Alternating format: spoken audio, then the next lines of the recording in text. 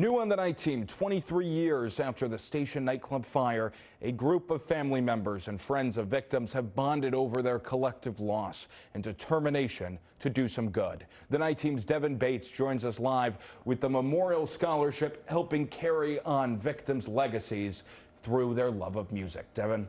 Yeah, John, Mark Parella found purpose in honoring his fallen friends, putting his heart and soul into an annual benefit concert to raise money for this Memorial Scholarship. He died after a battle with cancer in 2024, but his legacy, like his friends, lives on through the labor of love he helped create. On the night of the station nightclub fire, an injury prevented Mark Parella from going to the concert, so he gave his ticket to his best friend, Mike Fresolo. His wife, Tammy, said for a while it haunted him. When I started dating Mark, it was about a year after the nightclub fire, and he had a lot of survivor's guilt. Mark took that survivor's guilt and turned it into something wonderful. He worked with a survivor of the fire, Deb Haskins, to start a memorial scholarship fund benefiting families of their friends who died.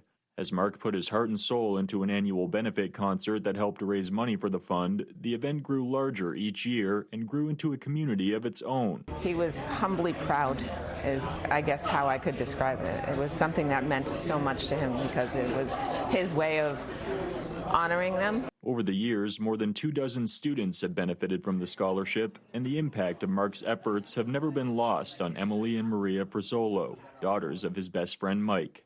He really helped my mom get through that time.